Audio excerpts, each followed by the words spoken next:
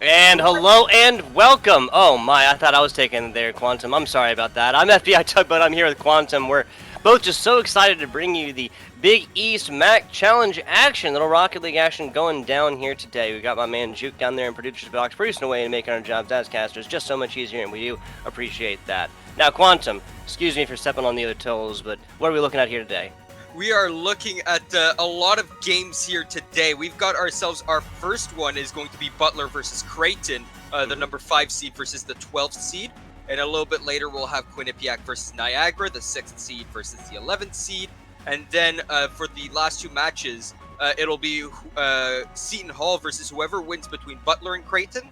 And then Xavier up against Quinnipiac or Niagara, whoever wins that match. Yes, sir. I am with it.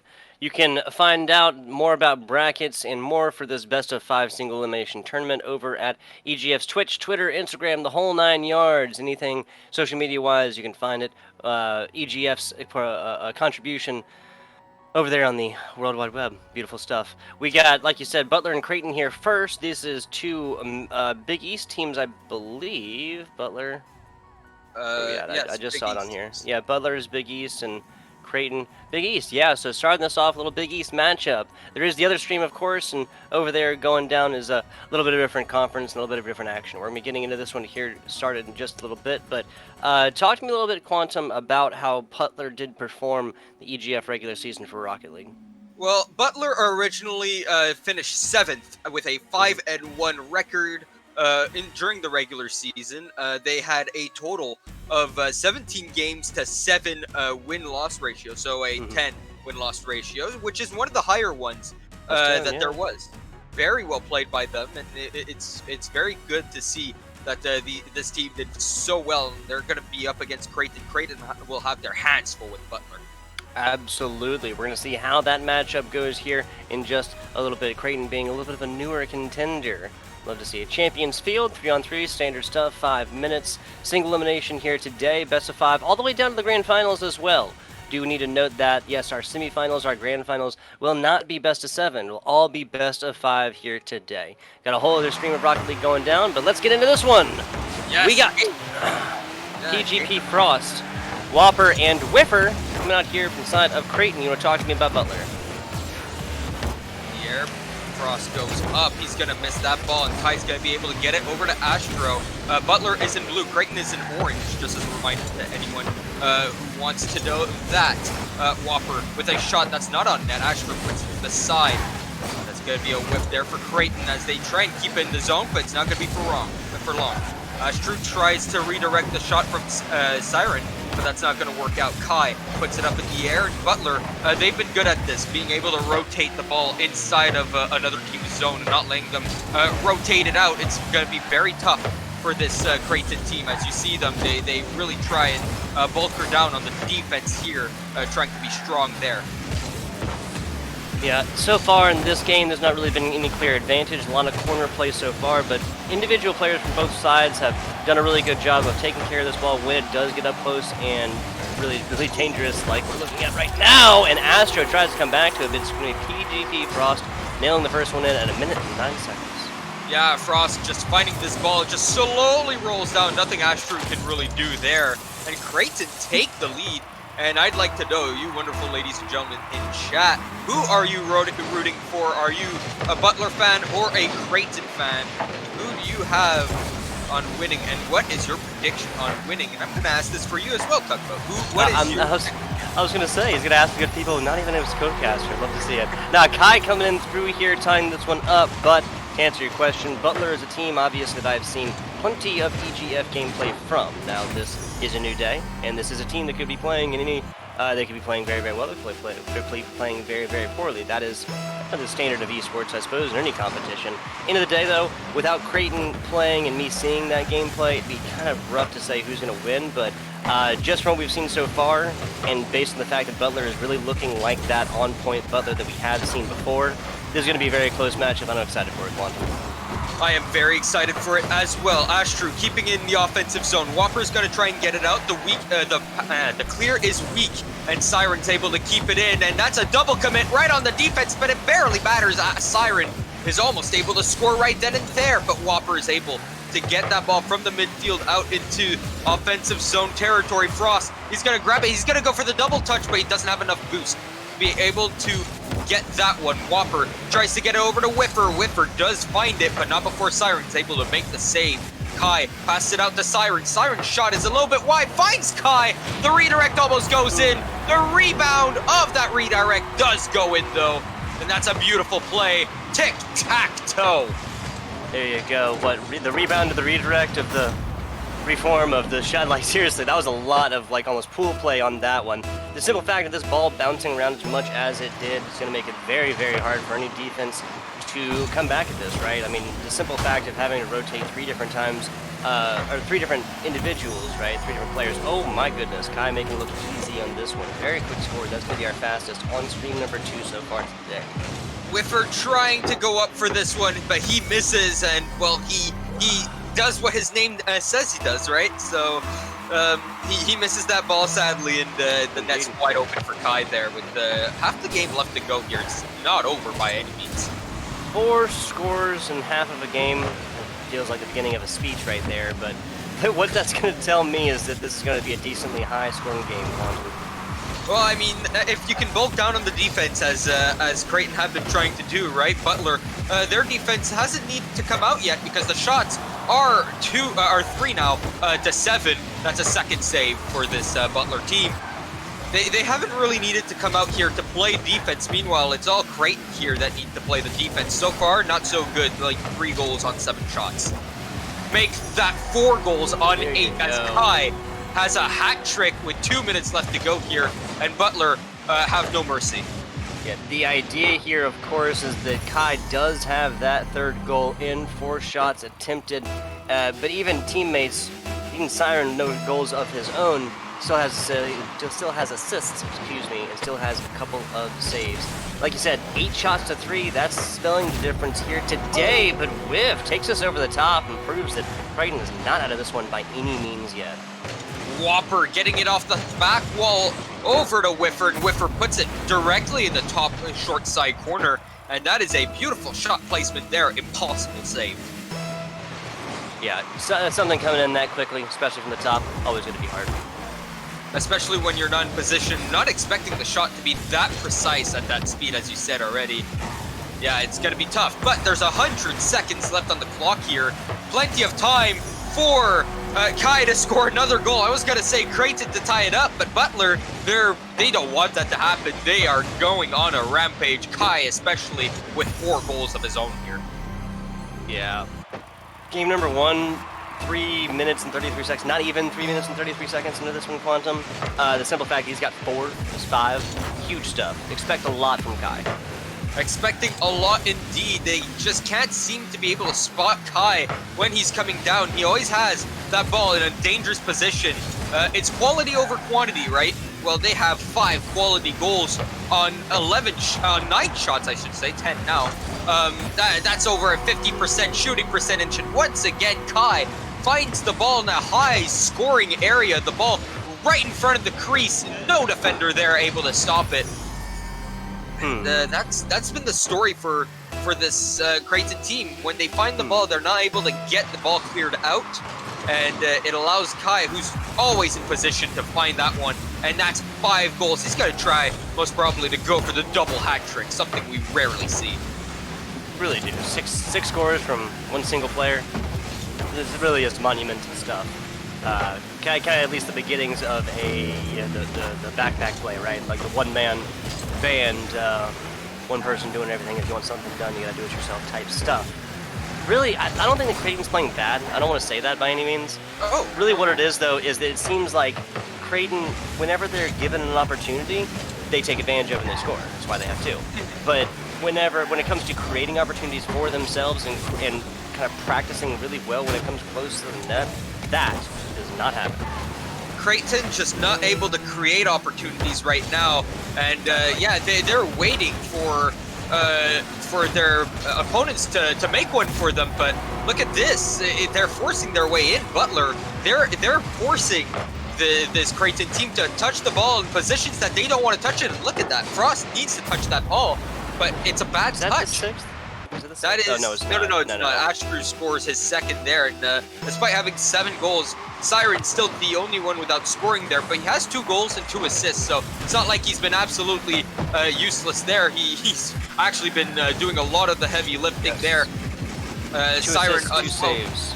Yeah, Those would not have happened without him. I'm with it. and a total of that is a lot of shots. That is 17 shots. I can math. That's hard. No, I feel you, dude. I feel you. Yeah, 17 total.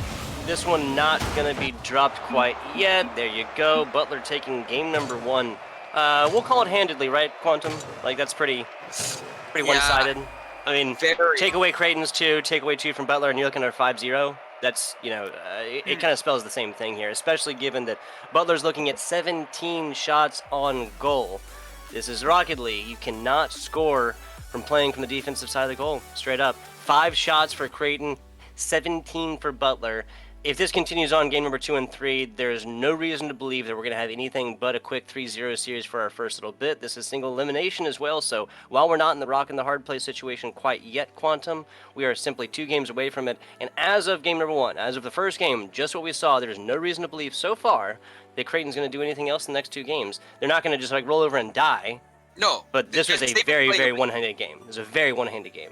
It is, but Butler have me. just been playing that much better than Creighton. Creighton have been playing great, but Butler has just been more there. Before we continue on, though, be sure to follow EGF on Twitch, Twitter, YouTube, and Instagram. We forgot to plug that before the start of the series. How about we plug that in now as we go on to game number 2? There you go. Yes, all the social media stuff. That's on Twitch, at least. I know it's official EGF. Rocket League gets... EGF Rocket League, right? Just spelled exactly like it is. Yes, that is the Electronic Gaming Federation bringing to you the Big Mac Challenge, or Big East Mac Challenge. There you go. I got it right a second time. And Butler with a 1-0 series lead. And we've got ourselves quite the series indeed. Creighton, I think they could possibly come back here if Butler falter. Butler have been playing amazingly, but if they start to falter at this point, right? Creighton have been playing very well in terms of when they do have opportunities, they can get it, but they're stuck in their own zone a lot. And look at this, Astru just being a fly and letting in Kai, who scores his 6th of the series, and we're only 5 minutes and 15 seconds into the series. How did Whopper not get there? Was Whopper paying attention to corner boost a little bit too much there? I have no idea. He might have boosted over ball, but he was in position, but... I thought maybe the teammate might have touched him so he couldn't get around to it, but that was not the case. I'm not 100% sure. Again, I wasn't trying to be too negative by any means, but Creighton, you can do it. You just gotta show me. You gotta show us you got something in the tank left. Yeah, they've got themselves quite the game going on here, and Butler, they're really bringing it to them. This is probably Creighton's biggest challenge to date. When it comes to this. And, oh, wow, Astru, he gets the own goal there. That is not what you like to see. That is a good hit if he was on your opponent's net, right? Astru wanting to find a pass to his own player, but it's going to be Frost putting it in. I think I might have colors back and forth there, but yes, one way or another, some interesting corner play on that. 40 seconds into this one, and Butler looking like the same Butler we saw in game number 1. Yeah, Butler just forcing opportunities. Meanwhile, that's Creighton's job now. Look at this. They force a bad touch, but instead of going up for it, Whopper just waited on the floor. That allowed the ball to get out here, and Astru just taps in the easy goal. The net was undefended practically here. And that's one thing, right? You need to take those opportunities when they come to you. If you hesitate one bit, Butler is just going to take it away from you. 100%. Especially a team proving themselves capable here in game number 1. A score every 20 seconds. That's the average. A little bit less than that, actually. That's the average that we're looking at so far, though. No answers so far from the side of Creighton. Again, they got time. They have the skills to pay the bills. Will they do it? That's the question. That is the question indeed, as that ball is once again in the defensive zone for Creighton. And it seems like they're uncomfortable being here, but there's no... Oh my goodness, Siren scoring his first of the series.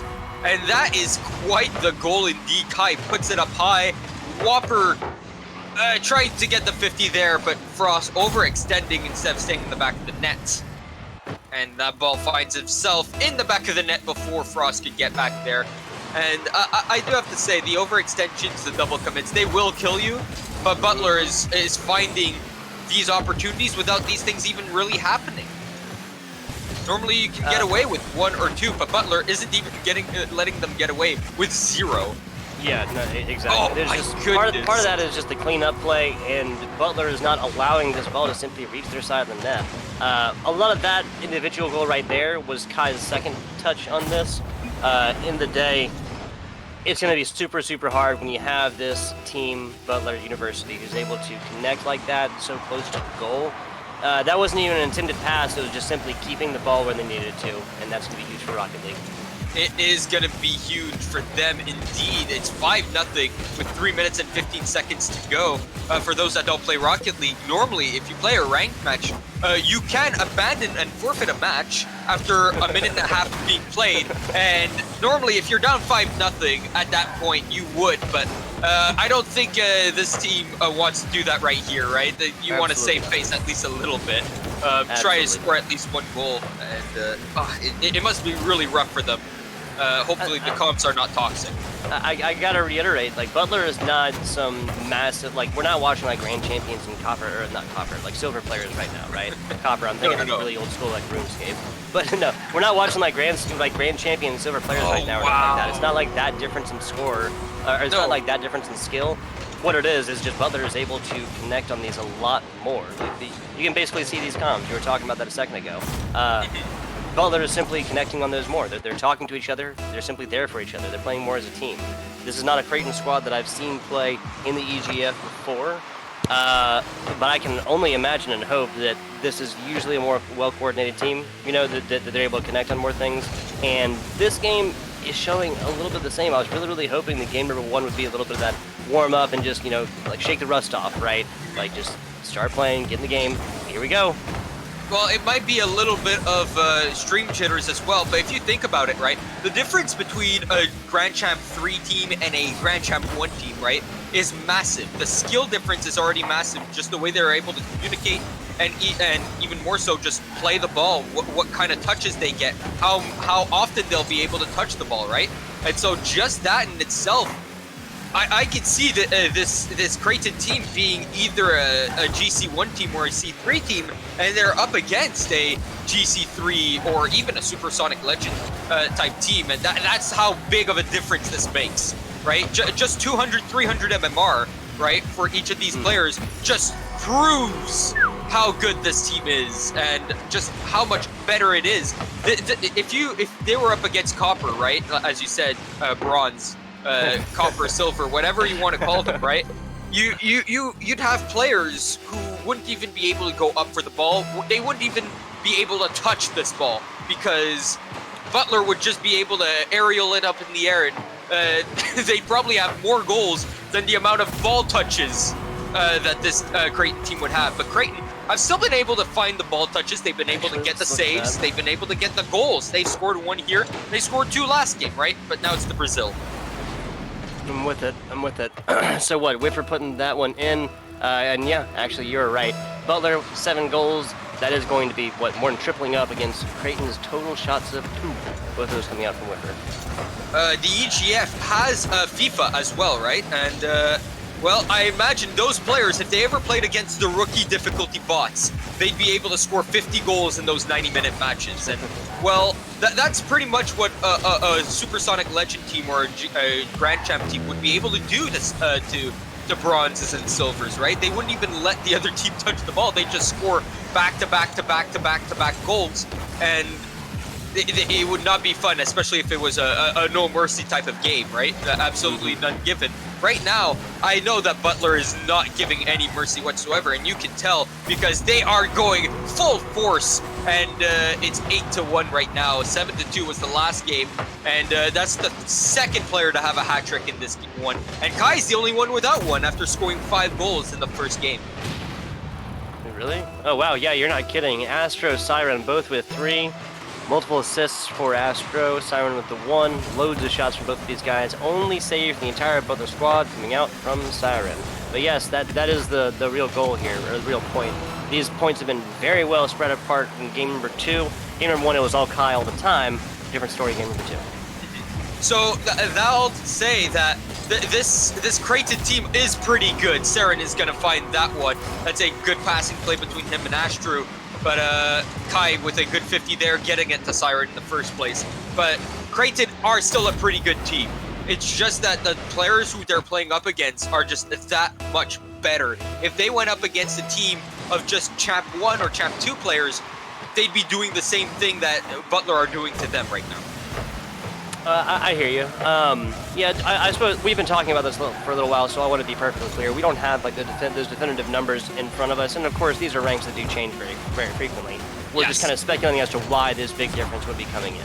And they're very good points, Quantum. I'm not saying like that, but I'm not quoting. We're not quoting fact here. Is what I'm saying. No, we're not quoting fact. We don't have their RL trackers just here to be able to. Oh yeah, this guy is a C3 and the other guy is a GC3. We don't know these stats. We're just judging off of how they're rotating, how they're defending, how they're positioning themselves, how good they are up in the air, how often they hit the ball, right? Because consistency is a big key to going up in the world of Rocket League, going up in MMR. The world in general.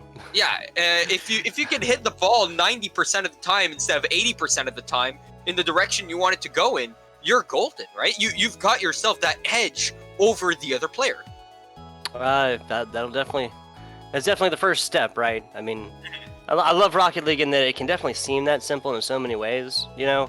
But at the end of the day, it's like that execution, right? It's like just this perfect like physics engine that we have here, and at the end of the day, just literally doing almost like common sense stuff, right? Like there's never a time where you're gonna hit like an angle and it's just gonna pop out like towards the way you were coming, right? It's always gonna be on that opposite side, and there's a lot to be said for that consistency. This game really is. I say this pretty frequently on the cast, right? Rocket League really is a beautiful game in the fact that it is so simple. It is simple, it's easy to understand, but hard to master. Frost in the chat here saying that he smells the reverse sweep, and Astru challenging him here saying, bring it on. There you go, a little back and forth. A little back and forth here, not too much banter as we go on to our match here.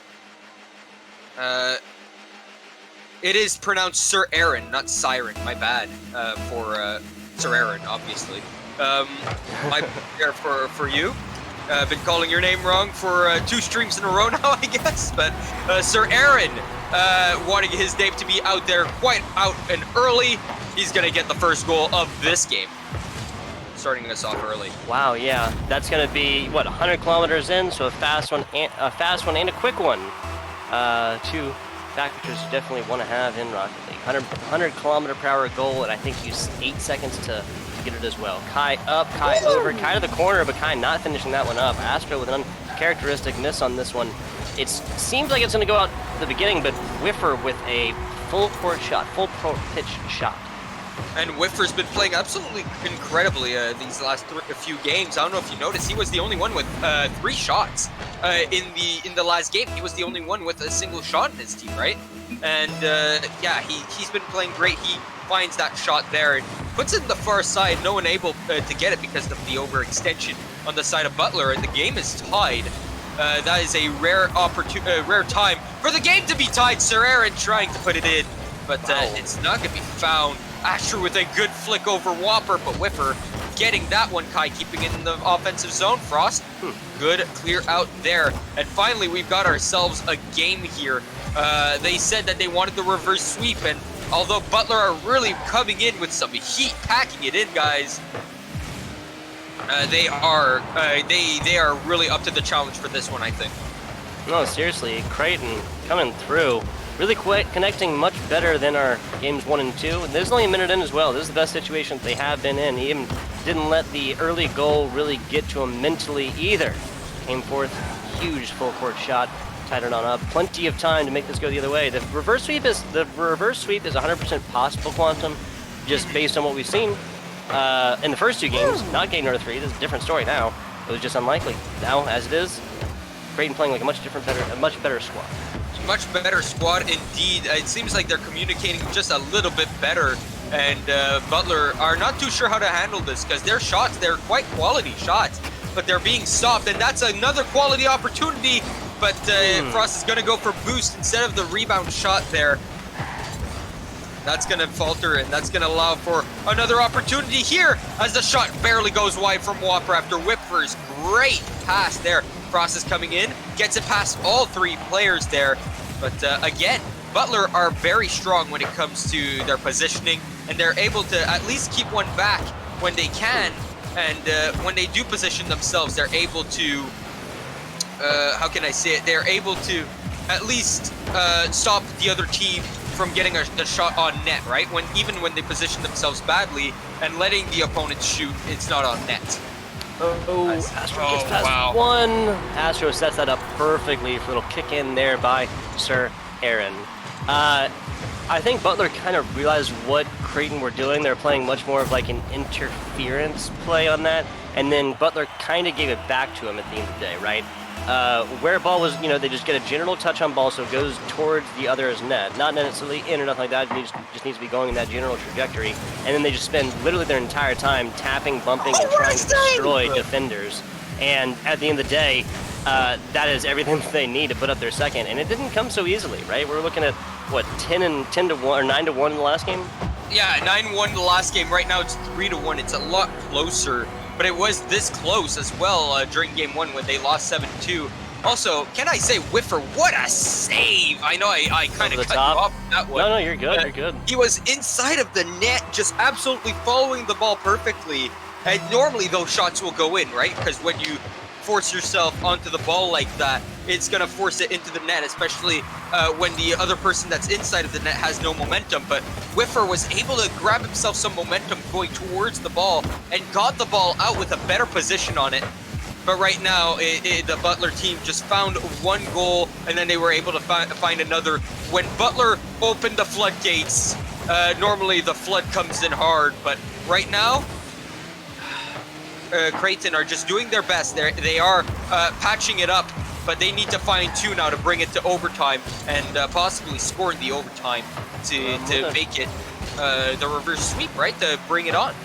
Yeah, it's going to happen, Quantum. It's going to happen right here. This is the third game in a single elimination tournament, and they don't bring this one back here, and that's going to be made just a little bit harder. We came into 100 seconds, 3-1. There's a lot more doable. 2 scores, a lot more doable for this Creighton squad. 3-1, average of 30 seconds per. I guess we're 29 technically at 127. It's possible. It's just going to be hard. It is very much so possible. Scoring 3 goals in 90 seconds is definitely not impossible. I've seen 2 goals being scored in 6 seconds before, and that team went on to win it in overtime, which was one of the most incredible comebacks I had ever seen. It was one of the biggest crumblings I had ever seen. And the worst part was it was a game 3 where one team was up 2-0, and they came back to reverse sweep it. So that one crumbling was the turning point in all due respect. And what a save once again by Whiffer, as that shot from Kai was so perfect, the lob, but he scores his hat trick once again. How many goals has this man scored? 2 goals plus 5, and now a hat trick. Oh my goodness, he scored 10 goals in the series. Yeah, he had 5 of the first ones, right? Because we were talking about him getting close to 6. The second one, I think he put up, it was 3-3-2 or 3-3-4. I can't exactly remember, to be honest with you. Yeah, Kai is definitely in double digits by this point. Simply putting up that number across 3 different games is monumental. It's fantastic. It's almost a Herculean effort, and everything that is happening good for Butler definitely going to be facilitated by the fact that Kai's playing like that. Well, yeah, especially when you average over a hat trick per game. That is when you score more goals than your opponents have shots most of the time, right? But so far, Creighton, as we said, they played a lot better this game. This is the game where they've had the most shots, but this is also one of the games where they've let on the most shots, such as in game 1, where they let on 17 shots. This time around, they have 15 shots against them, and this time only 5 shots to their name. Kai's got to try and find another one here, but it's going to be popped up really high. Sir Aaron passing it down to Astru. They're going to try and keep it up here to try and put insult to injury, but Butler are going to win the series with a 5-1 game. Much better showing there for Creighton, but it was all for naught, as Butler were just the better team overall. 15, yeah, 15 shots to 5. That's going to be the big difference here, as well as the 6 shots required from Creighton versus Butler's 4. What that tells me, end of the day, is that Butler was able to take hold and take possession of this ball, do a lot more with it, and whenever they were going up and getting aggressive, they were just simply taking value from it a little bit more often. Again, defense is not going to win you tournaments. It's not going to win you games in here. It is required, but playing on that side of the field is just very, very infrequent, right? Like, we saw one score out of, 9, 10, so that's 19 right there, 26, 25 total shots between these two. And I think there's literally one that came from farther than half pitch. That was whiffs, just really huge, just full pitch all the way, perfect shot on. I think that was game number 2. My point being that those aren't going to happen very often. Most of the time it's going to be very, very close, and it's going to be the result of a well-coordinated team coming up, pushing, applying pressure, and just leaving a defensive team with no other option. Yeah, and listen, the team, Creighton, played amazingly defensively, but when you have that many shots on net, right, you're getting bombarded by shots. At some point, something will fall through the cracks, right? And the cracks were seen, and they were taken advantage of, right? And, well, that's what happens at the end of the day, right? The better team will win most of the time. You want the underdog to win, but Creighton just, they weren't up to the challenge. Indeed. We got, I believe, a couple messages here from a couple of our schools, from Butler and from Creighton. Then we got a little interview action. Yes, that is with the heavy hitter, Kai, from the side of Butler. We'll have him in here in just a couple minutes. Don't tune away. Stay tuned. We'll be right back with you guys in just a little bit.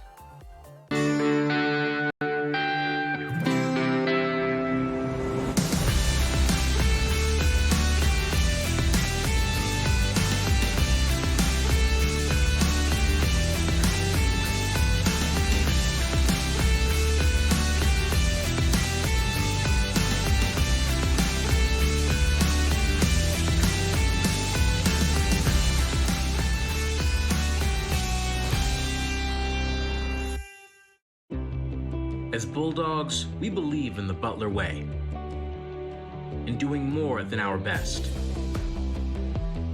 in putting team above self, and unleashing our strengths for the greater good. We're selfless. We're united. We're unwavering. Now more than ever.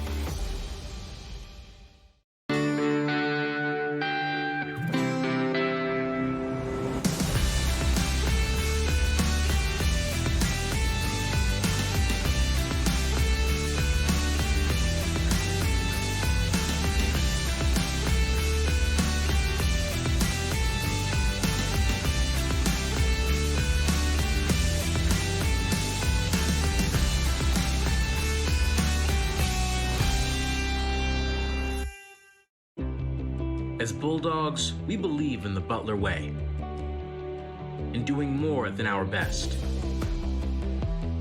in putting team above self, and unleashing our strengths for the greater good.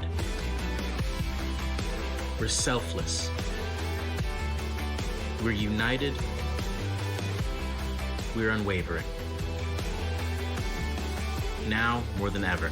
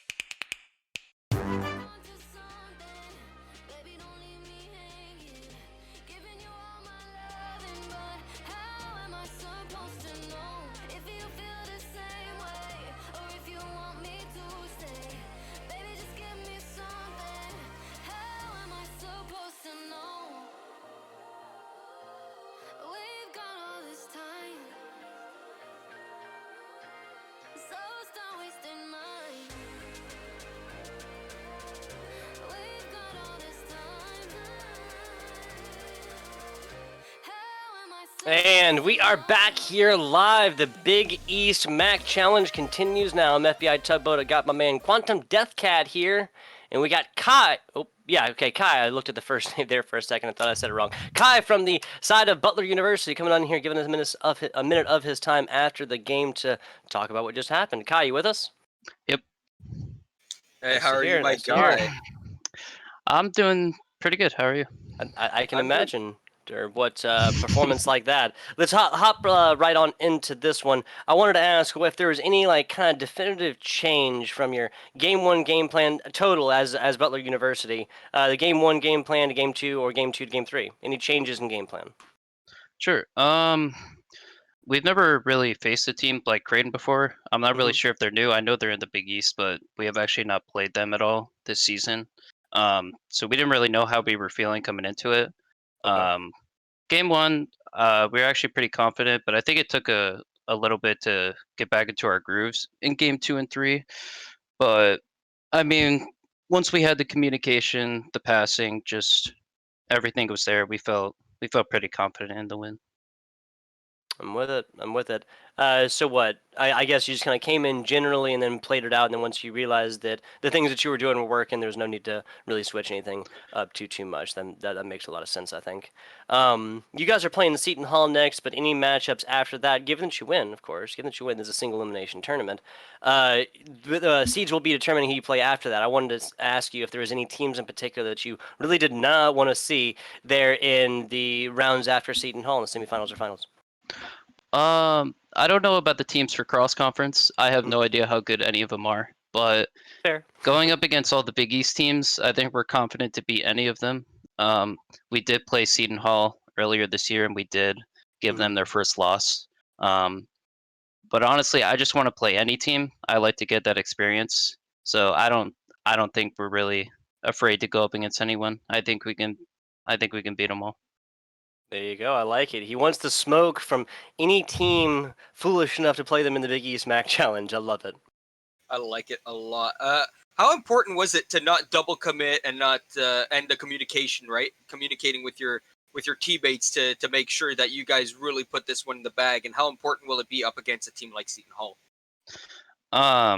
It's definitely important. The communication's definitely the footstone that we need to win. If the communication's not there, everything kind of falls apart after that. So it was extremely important that everything was there and we weren't double committing. We knew who was going and when. And especially versus a team like Seton Hall, we know they're good. We took them to game 5. So it was already a pretty close matchup, and we're going to need to play our best. We can't double commit. That is very well said indeed. Any parting words before we go off here to our next matchup? I mean, I guess I'll see everyone when we win the whole thing. There it is. You heard it from the man himself. I like it. Kai with the words of confidence. Yes, is man Quantum here. Kai, I want to thank you for coming on in after the game, giving us a minute of your time to kind of get a little bit of insight about this competition, how it went down. Not a problem. Thank you. Yes, sir. Good luck in your ensuing matches. We got Butler coming up here in just a little bit. We are going to go to the shortest of breaks. We'll be back with you with Quinnipiac and Niagara in just a minute. Do not tune away.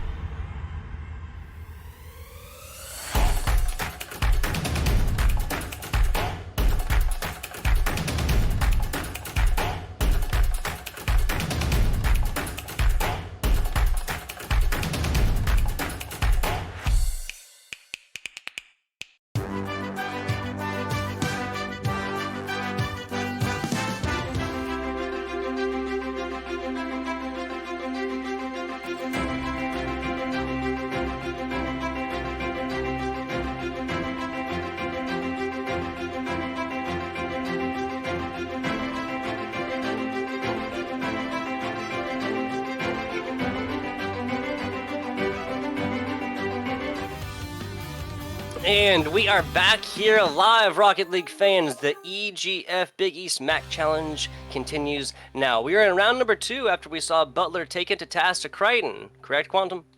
Yeah, and Crichton, they tried their best, but that's just a very, very dominant showing from Butler. And they get themselves a dance with Seton Hall over there. And that game is going to be right after this one is actually played. Yes, sir. Yes, sir. I'm with it. Quinnipiac, Niagara coming in on this one, talking about what we saw on the other side of the stream, right? We were talking a little bit about that off stream. We want to give the good people a nice little update about what they can expect about the other Rocket League stream here for EGF. Well, if you guys are interested to know, Marquette University swept Siena College, and they're going to go up against Marist College, and both of these guys are really, really good teams. I would consider you guys watching that game if either of those teams... No, watch this stream. Watch this stream. Watch the stream? Yeah. Don't watch that stream. Either way, watch one of the EGF streams, right? But... Watch both of them, right? Hey, that's the world we live in now, right? I think everybody's got 2 monitors, right? Yeah, everyone's got 2 monitors. And the 12:45 game, DePaul has won up against St. John over there. So DePaul is going to play up against Fairfield, who was the number 2 seed, and DePaul was the 7th seed. Marquette was the 8th seed. They're up against the 1 seed of Marist. Yeah. I want to go ahead and run through this definitively since I'm not sure if we did first time. Coming into this, okay, so before first game, Marist College at the top, Fairfield below them, Xavier, Seton Hall, and Butler from the Big East in spots 3, 4, and 5. Mac from Quinnipiac is number 6th. DePaul University 7th, Big East squad. Marquette University 8 at Big East squad. And we'll finish that a little bit later. And game number 1 is underway here, and there was already a good opportunity for Quinnipiac in blue up against Niagara in orange. Quinnipiac are the favorites to win with the higher seeding position as they are number 6 versus the 11th seed. What are your predictions, though, as I throw it back to you here quickly? My predictions that Oz 117, Pablo, and Pasha Schnitzler are going to be back to their usual hijinks, honestly. Yes, Grub, Smiggy, and Pyro, they've all played together before for Quinnipiac, but Niagara, this is a squad that just simply grinds together, man. There's a lot to be said for teamwork, coordination, communication. That is Niagara, that is all over every aspect of that. Yeah, and they beat St. John's yesterday in the Vincentian Cup, and that was a great tournament for DePaul, winning almost everything until they got reverse swept in Overwatch, if you didn't know about that. Yeah, that's going to happen, right? Yeah, the mechanical skill. And shout out to EGF, right? It really is a wide variety of games, first-person shooters, your classic Rocket League, which can be kind of called like hockey, but really is... Oh, wow. Soccer, okay. Hockey, yeah. Grub just absolutely stretching the body in the confines of space and time to get in front of that one. Oh, that is a beautiful shot. What? Is that not No! Okay. Oh my goodness! There was a pixel of the ball that wasn't in the net, and look at wow. this. It looks that. completely in.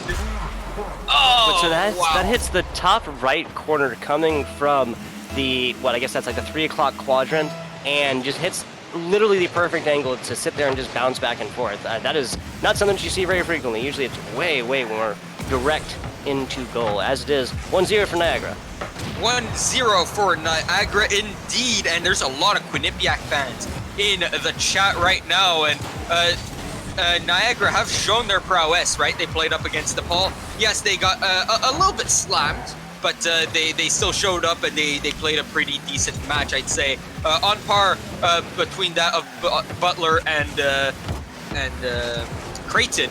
And I would say that Niagara and even Quinnipiac would be a great challenge for Creighton over there. But Quinnipiac right now are up for the showing. They've showed that they are pretty decent during the regular season. Obviously, how they've been doing it so very well. Quinnipiac currently on a 4-3 record for that regular season, but they went up against some really big, tough teams. Yeah, so coming through with an overall positive win-loss ratio. That's going to be money all day long as we hit halftime here. Niagara still up 1-0. Really not for lack of trying. There you go. Grub now tying that one up. We saw an absolutely fantastic defensive play earlier. Did that not give my man Grub the save for that one? It did. Okay, got you. Sorry, I was Yeah, getting it him mixed up with Smiggy below him. I thought they did not give him that save for the Herculean effort earlier. And yeah, that was really soccer-esque, right? Like off of a free kick where the goalie's in the center and he just throws himself off to one side, hoping for the ball to hit him. That is exactly what that save looked like there from Grub. Sacrifice the body. Sacrificing the body, indeed. Quinnipiac have tied up the game. Quinnipiac are in blue and Niagara are in orange. I think I forgot to say that before we started off here. And well, it's really showing that both these teams are quite tight so far. The shots are 3-2, so a lot less offensive than the two other teams that we just saw. Both teams are content with staying in the midfield and to really just test each other out, see how each team plays. Oh, what a pop. Oh, what a pop. This comes half field. Pyro reads it like a book, sends it back exactly the other way. Pasha Schnitzel trying to get this up and over. Continue on with ball trajectory towards the other side. Not going to happen so easily. 120 kilometers per hour as well, so pretty fast one as we're heading. Minute 39, Quinnipiac coming forth with the one-score lead. The lead of one is no lead indeed in Rocket League, though, as we all know, Quantum. As long as there's any time left on the clock, excuse me, there can be no time left on the clock, but at this point, as long as they don't let the ball touch the ground after it hits 0-0-0, they'll still have a tying possibility, and that's Rocket League for you. How beautiful. That is definitely Rocket League indeed, because this isn't like hockey or soccer or not even soccer, because soccer, it can go beyond the time limited. It's up until the third whistle, right? And well, in soccer, this is practically it, right? As long as the ball doesn't touch the ground, the third whistle is never going to be whistled.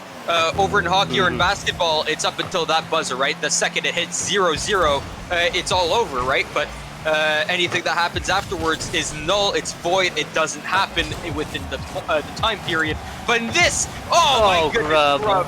No. Oh, just man. Like wide, and that ball is going to go off the post as Pablo brings it in, trying to get a pass out to a teammate, but Pyro says no.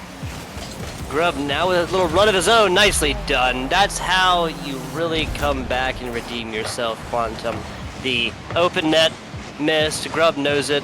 Even teammate Pyro was looking at it, I think, and kind of, didn't have his full attention on ball, but as it is, after a very nice takeaway from Quinnipiac closer towards Niagara side, you just go with it all the way through. Oh, Grub with it. Okay, man, I thought that was going to be another kickoff goal on that one, and the results of a not paying attention Niagara squad.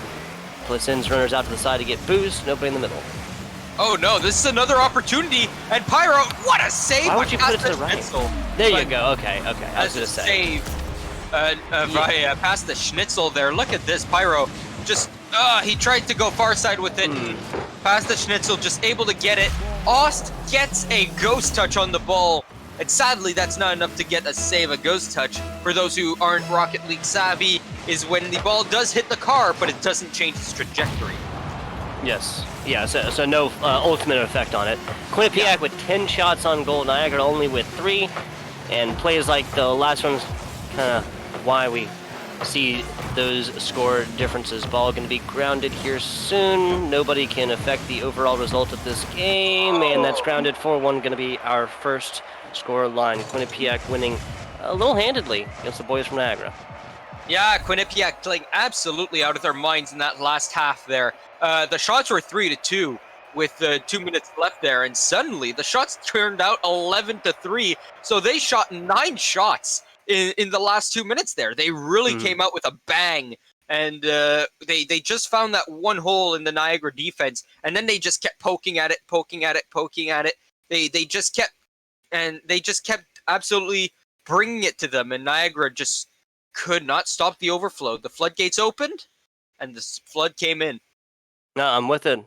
Maybe even call it a waterfall, because Niagara. I think that's. I think there's a bell or a whistle going off somewhere for the 10,000th time that somebody has made that joke about Niagara University. So somewhere on some radio show or something like that, I'm winning a prize of some sort. But really, Niagara just kind of needs to tighten things up a little bit. There was not anything really outside of just simply wanting to play a little bit on offense more, just simply spending more time on that side of the field, that really just stood out to me. Niagara, at the end of the day, is going to have at least 2 full 5-minute opportunities to kind of reverse around this progress the other way. still come out and win this one out. This is single elimination, so whoever does lose 3 games is going to be out. Dunzo. As game number 2 is underway here, and we've got another 5 minutes of Rocket League to be played past the Schnitzel with another save on Pyro as he had no boost, unable to get himself the goal there. Ost with a save up in the air as well, and offensive pressure already coming out of Quinnipiac here. 2 shots already more than how much they shot in the first 3 minutes of game number 1, and oh my goodness, the floodgates are open, as you said. The waterfalls are at full swing right now, right? The barrels are going down, and well, that's a goal right there for Smiggy. Smiggy finding himself his first goal of the series. This was fantastic coordination right here. Smiggy just kind of realizing this one's going to be open net, and that's going to be, or open field, excuse me. There's nobody really ahead of him, is what I'm saying.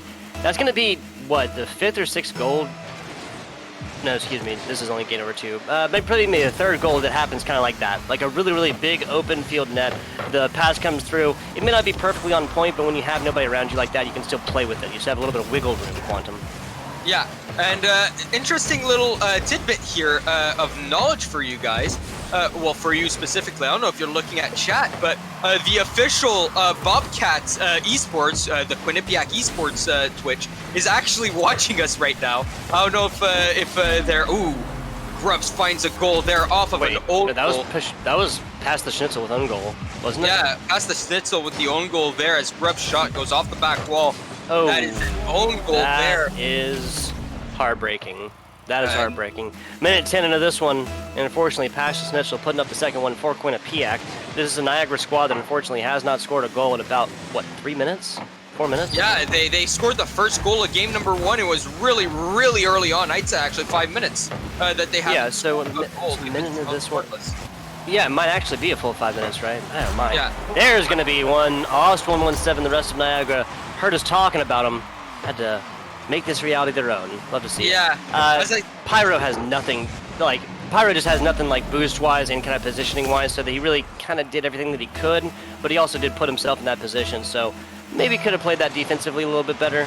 End of the day, that is just theory crafting. 1-2, not a big scoreline difference by any means. Yeah, exactly, and well, at the end of the day, remember how I said you got to create your own opportunities, force a bad touch, and make your opponents go into bad positions that they don't want to be in. Well, Pyro was in a bad position. He had no boost, and he was just in the most awkward position he could and got the most awkward touch, and he does another one there. Awkward position, awkward touch that he needed to hit because no one else on his team would, and Pablo just finds that one, and he ties up the game. 3:11 on the clock.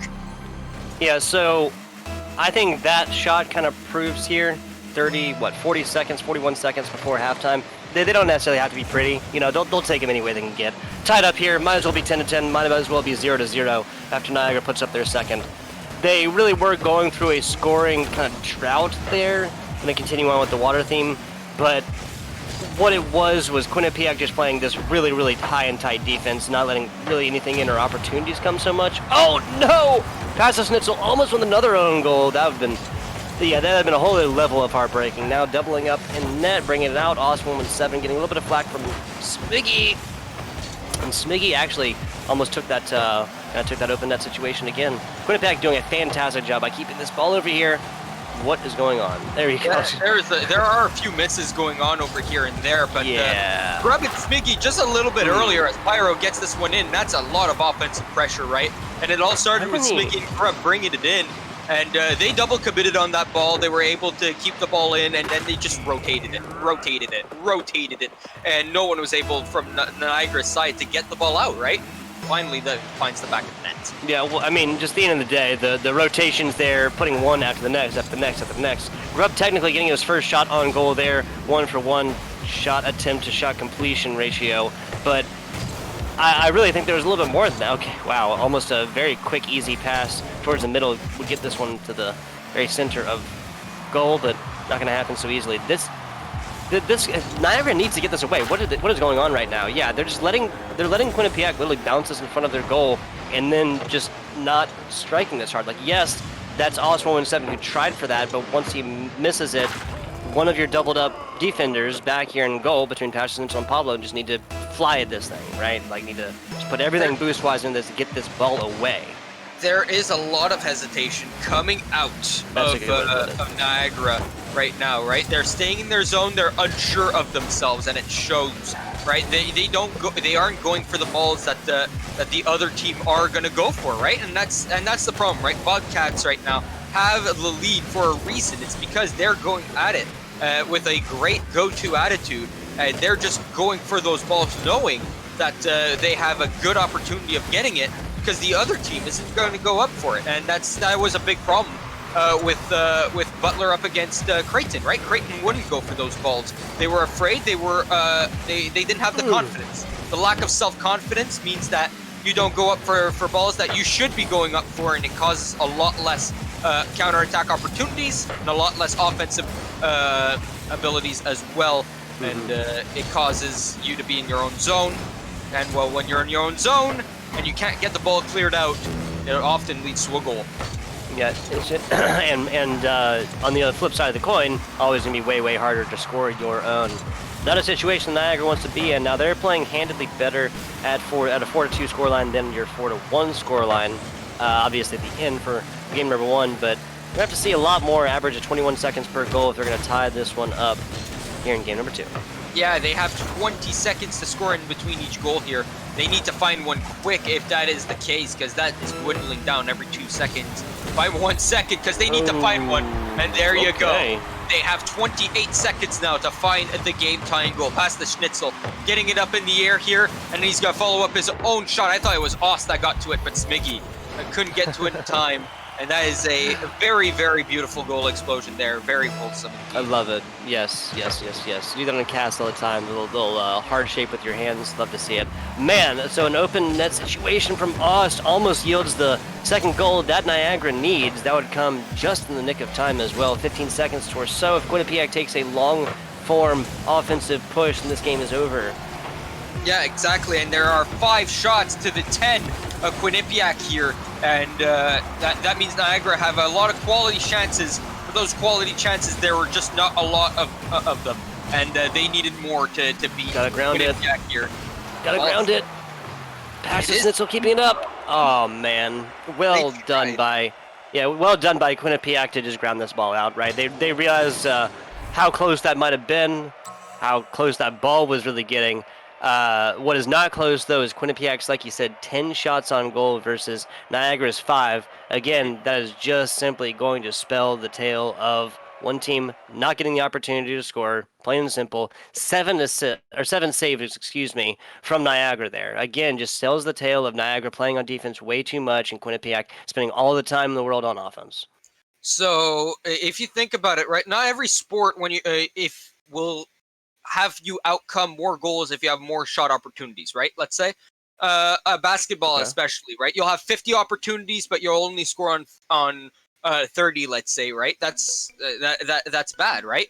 And if your opponents have 45 opportunities, but they get more in, right? Let's say they put 32 in, well, they'll win because of that. And same thing in hockey, right? The more shots you shoot, the more opportunities you get. But if those shots don't have any quality to them, well, that's going to be rough for you. Well, both teams right now having quality amount of chances, quality amount of shots, right? Because with a 40 and 50 and 60, shooting percentage on both ends, right? That's really high compared to what some teams will do. They'll score 10 goals. They'll shoot 2 goals on 10 shots, and that's something that you'll see pretty often. That is quite the average, but scoring that many goals on so little shots, right? They're more than half the shots went in at that point. Yeah, simple attempts versus completions. I'm with it. Yep. And it's not because you have the quantity amount that means that you have quality versus quantity. I understand what you're saying, right? Yep. All right, so what is it that Niagara really needs to do to come through on this and make this a lot more of a close game? So I just said quality over quantity, right? But you need a quantity of quality as well, right? You can't just have 1 goal and call it a day. Pablo, he's going to put this one in, stealing it from his teammate, I think here. No, that is his own goal from his own net. And that was directly in front. It just rolls in. Grubb misses it. and Smiggy misses it as well. Oh my god, yeah, that is... That was... well... Oh, wow. Be happy, people, because you are not going to see something like that at the high levels of Rocket League very often at all. I'm not sure if Smiggy just didn't like his angle. I'm not sure if Smiggy had too much boost or too little boost. I'm not sure what that was. It wasn't pretty, and it resulted in a Niagara goal. So that's the tail of the take so far. Yeah, the tail of the take for sure, because, well, when you're in that bad of a position, if you hit the ball, it's going into the net, right? So there was nothing really he could do about it. Well, sadly, the second he was in that bad positioning, Grub missing that ball as well, and it just allows Niagara to take the lead. Once again, Niagara with a lead, and they aren't shy about having that lead, but what does happen most of the time so far is that they've lost those leads, so they need to be able to keep it this time. With it, I believe this is how our game number 1 started out, with Niagara coming fourth. They might have gotten... No, there wasn't a second goal on that one. Score game number 1, 4-1. Score number 2, game 4-3. So I mean, that is market improvement. See how Niagara does fare, and especially when they're in the lead, it's a different type of pressure.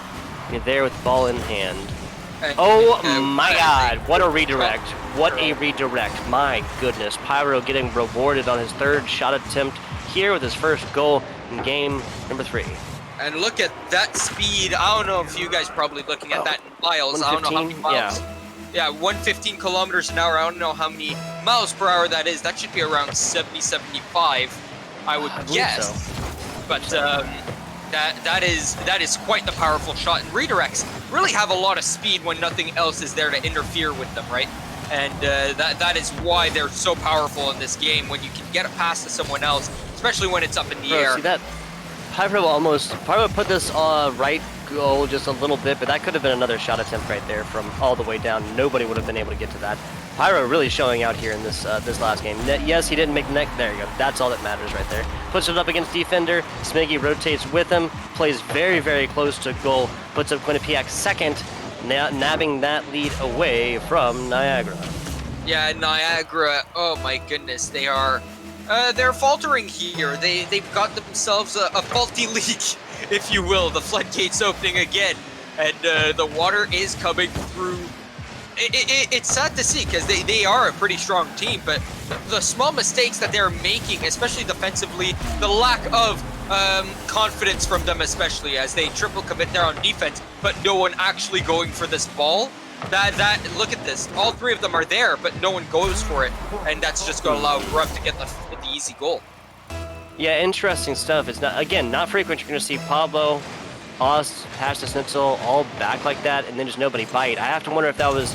I mean, the opportunity wasn't there. They have the skill. We know this, but that had to have been a coordination effort, right? Like a communication issue. Simple fact of everybody there, nobody just stepping up in that, quarter second that you have to respond to it. As it is, Grub takes advantage. His teammate taking out defender. That was the only defender back. Now a 3-score advantage for Quinnipiac after we were looking at a 1-1 game 90 seconds ago. Yeah, and suddenly halfway through this game, and Quinnipiac absolutely just sending it here. 1 shot, 1 goal for Niagara, but 4 goals on 8 shots for this Quinnipiac team. It's not that bad whatsoever. Grub up in the air for the 9th shot. It's not actually going to give it to him. And Pyro with a pass towards the center. Smiggy can't get there in time. Smiggy pops it up, down to Pyro. Oh, the shot is going to be fouled. Nicely done. Great passing plays. Fantastic passing plays. That's the kind of stuff that Quinnipiac is going to take with them into the semis and finals. If they do get there, this game isn't quite over yet. It is just very close to it. Pass to Pyro from the top middle here. At the end of the day, knows that there's no angle for him to score by himself. Just pops it down bottom. No defender there. And it's just an easy walk the dog situation on into goal. Pretty much. With 2 minutes to go here, it's a 4-goal lead. It's 5-1, and the series lead is 2-0 for Quinnipiac here. It very much so looks like Quinnipiac are going to sweep this team and are going to go up to face at 215, my bad, to face up against Xavier here. There is time left. We don't want to call it quite yet, but just based on what we've seen from Niagara so far, simple fact is game number 1 They came through, didn't put up a whole lot of points on board, just the one. Game 2, a much different situation. Even came down to the buzzer. That could have been a situation where they scored, push it to extra time, and then the true neutral situation has been achieved at that point, right? Yeah. As it is, lead was able to be maintained for Quinnipiac, and now Quinnipiac is taking it to them. Quinnipiac has not scored, so 4 goals and then 4 goals, now 5. This is just a Quinnipiac squad getting better. Yeah, exactly. And, well, I don't know if you saw that play, but Ost really got a good shot off. It went off the back wall. He demos the last man back, and Pablo up in the air just getting it a little bit too high. That could have been an opportunity for that Niagara team. It could have been a last breath effort, but I think that dagger was laid with 2 minutes left in the game. With that 4-goal lead, with so much time having been passed, I think it's all but over for this Niagara team. They're going to try their best here to save a little bit of face, but Quinnipiac, again, such as Butler was up against Creighton, no mercy whatsoever. 15 seconds. Yeah, and I think at this point, Quantum, we can call this one. It's fair. Would have to make a score every like 2.5 seconds, and that just simply is not enough time in the world. Yep, and now Smiggy putting the nail into this coffin. 6-1 might be a little bit different, but that's probably going to be our scoreline to the end. And, well, I waited 10 minutes to say this, because when you did talk about Niagara puns, I put this one to my side. Niagara falls to Quinnipiac. There it is. He knew it was going to happen. Now just had to have that one loaded on up, ready to go. I love it. 6-1 here. So the tale here, Quantum, is that this one started kind of bad, honestly, 4-1, given that Niagara, I think, only had like 3 shot attempts total. Oh my goodness, 1 shot attempt in the end. That is heartbreaking. Yeah, and it's the only goal. Yeah, and then game 2 coming up, they played a much, much better game, and again, almost took it all the way down to that buzzer beater, to that overtime situation. But then, unfortunately, game 3 just losing the momentum they had straight up, coming down. Now, I'm pretty sure that Niagara had some shots that should have been awarded to them. The game can be sometimes weird about how it does actually award those points and accolades and whatnot, but Pablo did earn that one all the way through. It was a fantastic shot, but nothing compared to Quinnipiac's 6. And again, the tale of the take here is that Quinnipiac had all 3 players with even amount of scores. Smiggy with 2, Pyro with 2, Grub with 2. All of them have assists. All of them have multiple shots on goals, and none of them have saves because they simply don't need any. Yeah, and it was just a perfectly well-organized team effort as they go on to sweep Niagara here and go up to play against a big rival in Xavier. That's going to be a rough going for them. But next up is going to be Seton Hall and Butler. You don't want to miss that. Stay tuned as we go around for a break. Be sure to follow EGF on Twitch, Twitter, YouTube, and Instagram. And I think that's it before we take our little break here. Anything else? No, sir. There'll be a couple of messages from the schools coming on up here soon, so be sure to pay attention to that. We'll be back with you in just a minute. Just one more.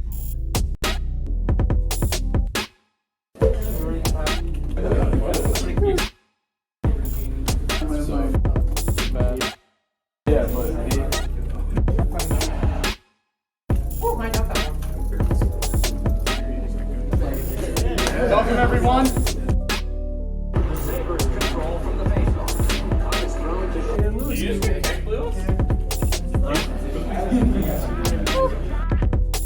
Big spike or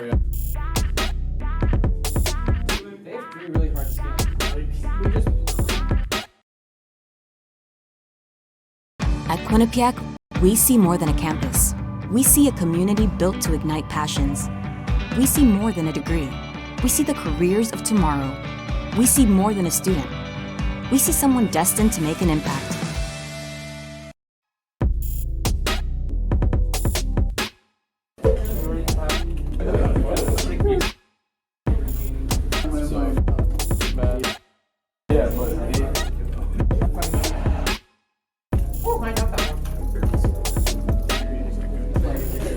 Welcome, everyone.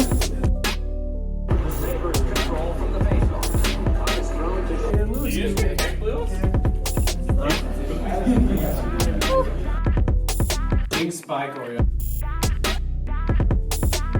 They have 3 really hard skins.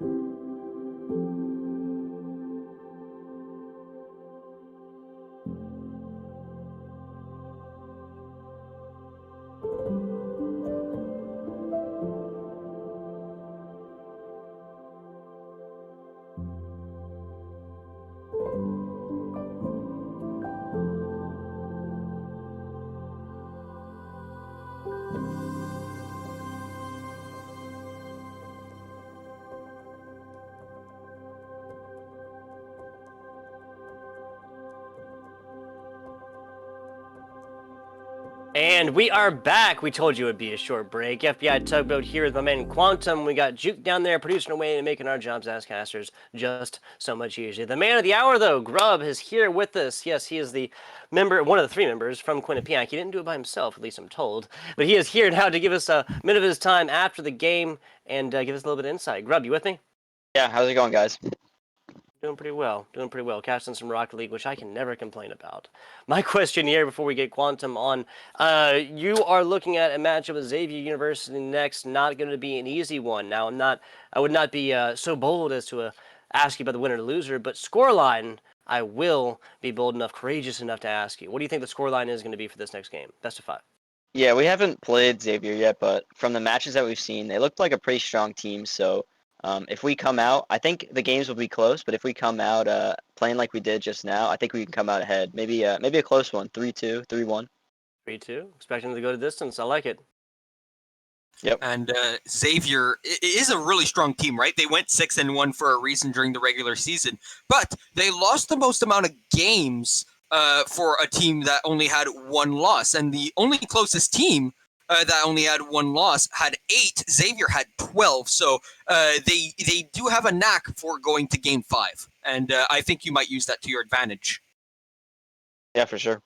And I wanted to ask you, at the start of the first game, right? It was really slow. The shots were 3-2 after 3 minutes had gone by. How did you find?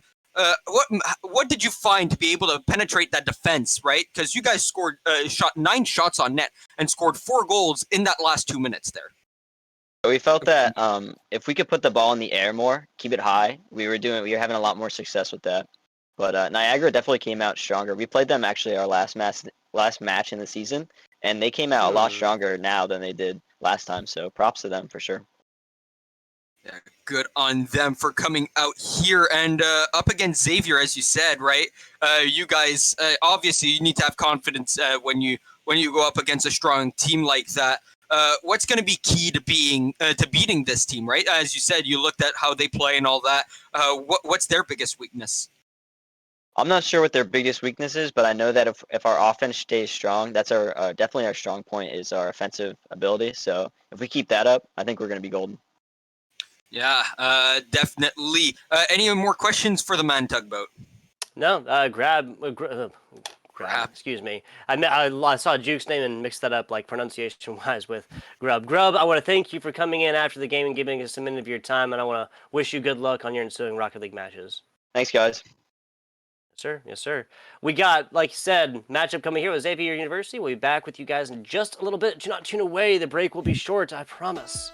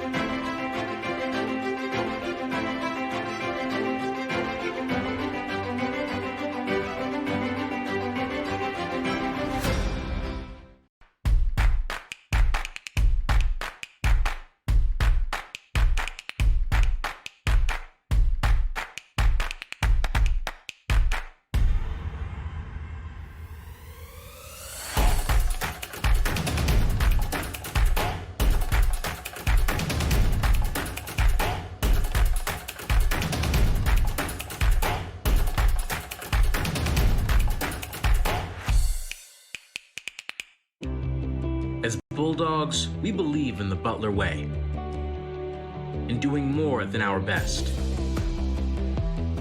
in putting team above self, and unleashing our strengths for the greater good. We're selfless. We're united. We're unwavering. Now more than ever. This is the Seton Hall story, one that comes to life every day on our campus. This is the place where great minds discover, innovate, collaborate, and find their true calling. This is the place where passion has a purpose, where learning inspires leading. The bonds we make, the values we teach, inspire our community to take heart and take action. This is Seton Hall University. This is what great minds can do. And we are back here live. The EGFC Big East MAC Challenge continues now. We got Seton Hall and Butler. Seton Hall on the left, Butler on the right. And I guess that is kind of backwards, so maybe I should have done it the other hand. But oh well, I'm FBI Tugboat, and I'm here with my man Quantum Death Cat, Juke down there, producing away, making our jobs as casters so much easier. Now, Quantum, we were talking a little bit about this matchup off stream before, or I guess after we were talking about it on stream. Tell me a little bit about what is to be expected here. Yeah, Butler are, I think, the 5th seed coming in up against the 4th seed Seton Hall here. Seton Hall and Butler have faced off during the regular season, and Butler took the victory in a 5-game series. Both teams are 5-1 for their season, and both teams are extremely strong coming in here. I actually don't have a favorite for this one because it could go either way. I know Seton Hall is a very strong team, and Butler flexed the muscles up against was that Creighton? Creighton. Yeah, no, exactly. Coming out like that, such a really definitively strong win off the rep and on stream. First game on this stream as well. If we're talking about momentum, if we're talking about advantages, I really do think that Butler might be taking a little bit from that. If there's an edge to be had here, because I'm with you, Quantum, there's really, really hard to predict a winner for this one. Let's get on into it. 5 minutes left in game number 1. It has started. Astro, Kai, and Sir Aaron, not Siren, we apologize for that. Sir Aaron on the right for our Butler squad. And yeah, we are only humans. Mistakes happen just like that one. Green, he finds an early goal here as passes it over to Green from his own zone. And Sir Aaron going up in the air here, missing it.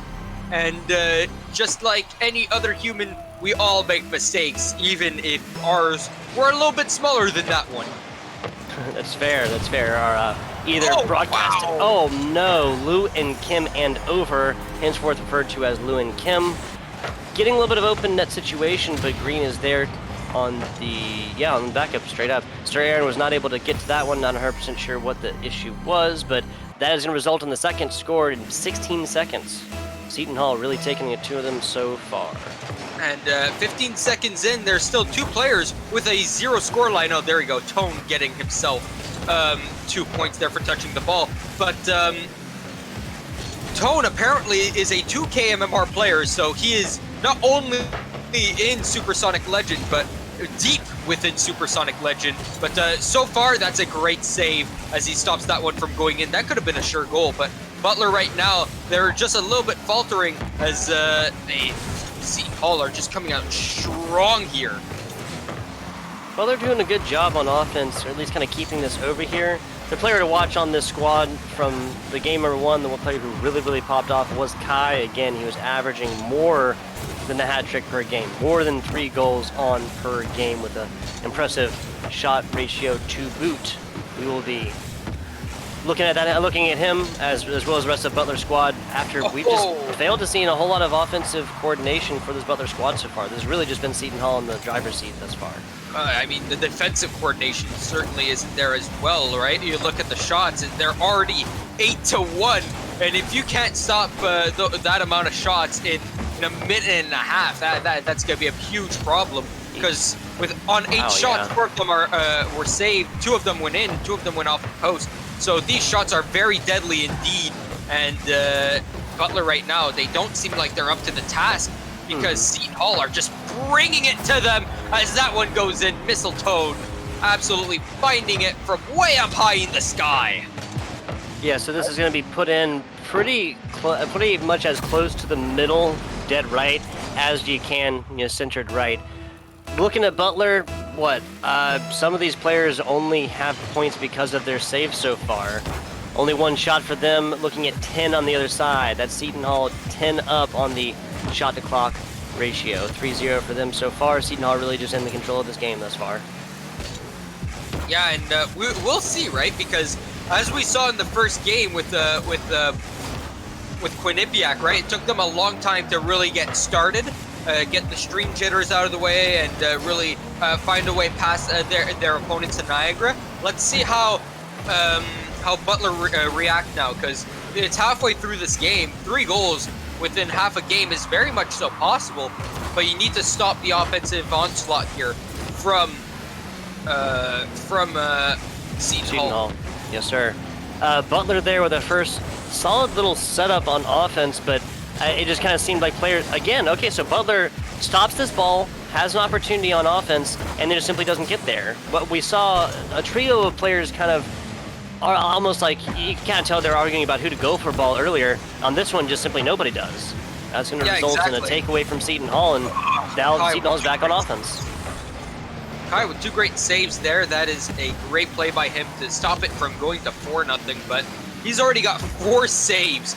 Make that 5 as, he's really getting the shots on, and it's really tough for both these teams right now. Mostly for Butler, as Seton Hall just seems to be that much faster at these balls.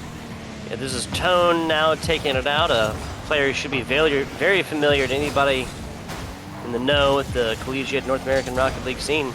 Love to see it. And how thematical, right? The Christmas themed. And tag is Tone. Mistletoe going to be the flavor of the day. Love to see it. Oh my God, Sir Aaron with some really fancy footwork right here. Love to see it. So gets the first defender to bite on it. Second one is just going to be a matter of just really putting this up. So Green goes for it, and I like that because he could tell that this was going to go in regardless otherwise, right? Still go for it even if your opponents are going to score, because if you don't go for it, it's the same situation. It definitely is, and that's just a sad sight to see, because Green threw everything at this. He couldn't do anything more than that, right? Over Loon Kim just absolutely missed it, and that just allowed for that shot to go in, and it was a good setup play by Butler.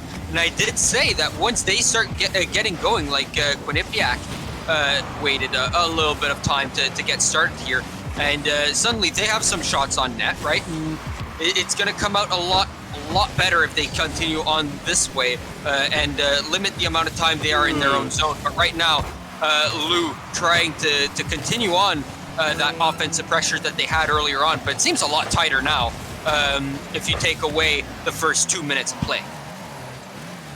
Butler's also just kind of failed to get this one out from their goal for a while. This is going to go to the advantage of Seton Hall, because every second that this, every second that is wasted right here means the second that Butler can't score to tie this one back up. Just like that, I think that 25 seconds or so has been wasted with this ball just kind of hanging out where it was in the corner right there, and now there is no chance for Butler to take this one back. Grounded ball, Seton Hall taking this one 3-1 in game number 1, so not a huge advantage by any means, but it is going to be enough to get it done. What is that, 15 shots on versus 4? That really has been the big difference here today, Quantum, between the winning team and our losing team. It's always just a massive difference when it comes to shots attempted.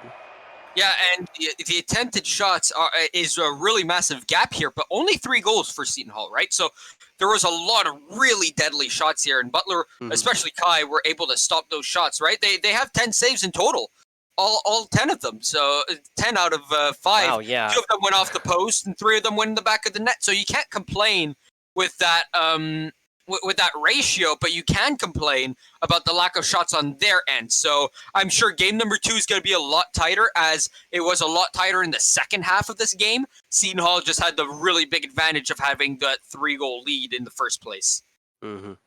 Looking at Butler, what their first game is 7-2, their second game against Creighton to start this one out 9-1. So might be just a kind of that second game squad. This Butler University team again that is Astro, Kai, and Sir Aaron. They're not at this one quite yet. They've only dropped game number 1. We've only seen 0-3s on stream so far. If we were going to have some extra Rocket League rounds, I would not be surprised if it would be between this matchup between Seton Hall and Butler University.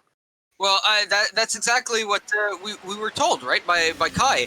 Kai said that this team is one of the toughest ones, and they handed them their only loss, right? This Butler team handed Seton Hall the only loss they have, and it's going to start off strong. I'm sure Seton Hall want revenge for that loss. They want it to go perfect for their for the regular season, and Butler were the ones to ruin that.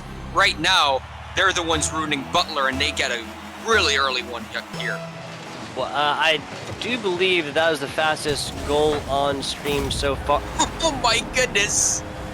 What Maybe about that the was the second fastest goal? one? Yeah, exactly. Maybe that they're both technically 9 seconds on the shot clock for the game, but given this one is so much faster, that it might actually be that milliseconds faster, right? Yeah, for sure. But I do have to say that was the fastest second goal scored in a game. Yeah.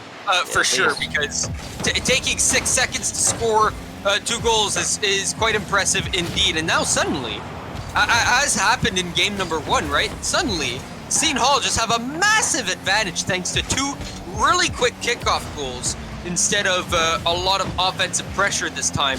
And, well, that's going to really deflate Butler in most cases, right? Most teams would get really deflated by those really 2 early goals. Let's see how they respond to it, though, as this game calms down a bit. With it, operating under pressure, that is going to be the name of the game here, and a value that any teams will take. Oh, man. So what is this? This looks like the demolition here. Yeah, okay, so the demolition there, Astro's far forward, and there's nobody back to block away this otherwise completely open net goal. So what Viberino has come in for Lu In Kim. I think that you mentioned that, but I'm not 100% sure.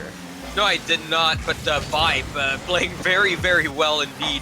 And he, sorry to say it this way, but he gave a vibe check to that defender there. And, well, the defender failed the vibe check. Yes, his vibes were insufficient. I'm not sure how else the kids would say that one. 10 seconds after kickoff on this 1 minute and 10 into game. Seton Hall University very solidly in the lead. It is not quite, but I would say another score or 2, especially if it comes in the next 30 seconds. They could just switch their game plan to that keep away kind of game plan, and then just play out game number 2, push it to game number 3 pretty handedly. And Viberino absolutely coming out here and just absolutely bumping and demoing where he can. He's never out of position when he does so. He's doing so in position.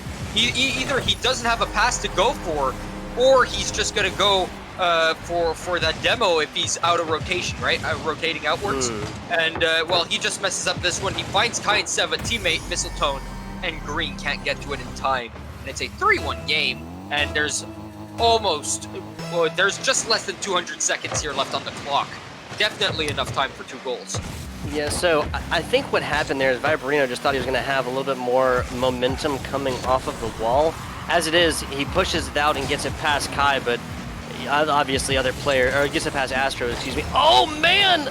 The stretch there, Sir Aaron getting to it, still up, toned down, and it's going to always, yeah, there you go, man. It's so much more often about that second, third, even fourth shots, Quantum, than the first one, even if it looks pretty. That's why they're called garbage goals in hockey. It's not because they actually are bad goals. It's because they are bad for the opponents, right? Like the rebounds like that are really nasty for a defense to handle, right? If the rebound shot is just waiting in the crease, right? There's a crease in hockey just like there is in Rocket League here. You can see it clearly on the ground. If that ball is in the crease and no one's really pressuring it, well, that's an easy goal for you, as the point-blank shots like that are very hard to stop. They're really hard to react to. Astro coming up, but Kai's going to beat him there. A little bit of corner play. We've also seen some demos. Do you think that's something we're going to see a lot more of the rest of Game 2 and into Game 3? Well, especially if anything that's showing me yes, because it seems like they're just a little bit more aggressive this time around, especially with Viberino playing.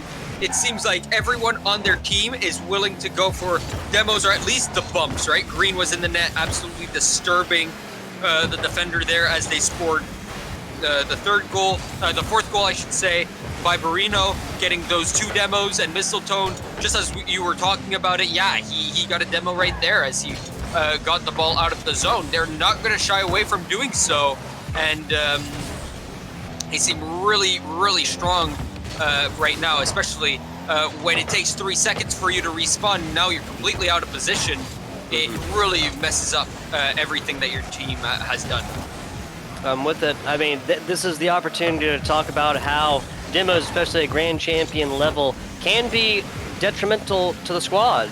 If you're up and you take a demo instead of taking ball somewhere, Sir Aaron now with a second, beautiful stuff. This is a result of a lot of rotations here. Nastro just getting up closer to that, and Viberino again with a really soft touch. He was trying to get this one really probably spread out either to the close left or the far right, because at that point his team would have had a little bit more time to rotate and back him up. And it's a 4-2 game with 81 seconds to go here. How much are you giving here for this Butler team? Because they are strong when it comes to the counterattacks, but as what happened with Creighton, right? They aren't creating their own opportunities. Once again, they are just waiting for the opportunities to come to them, and that's a confidence thing. Who's got the most amount of confidence? And right now, it's Mistletoe and his team at Seton Hall. Sure, Mistletoe with the chef's kiss. The 4 shots on goal, 4 goals made, 100% ratio. Don't get better than that, my friend. Give himself a assist and a save. It's a Mistletoe player playing very, very well in this one. Viberino got a couple assists, saves, some shots on. Fortunately, no goal quite yet. Green got himself 1. Kai, Sir Aaron, both with 2. Astro and Viberino, the only ones with outscores in this game. Don't forget, he should have a 3rd assist, but he went for the demo for the last person in net for the 3rd goal. And so that one did not give him an assist, but clearly he has 3 assists on that play. Yeah, but they definitely would have been awarded if the game kind of had like that next layer of, predictive thinking, right?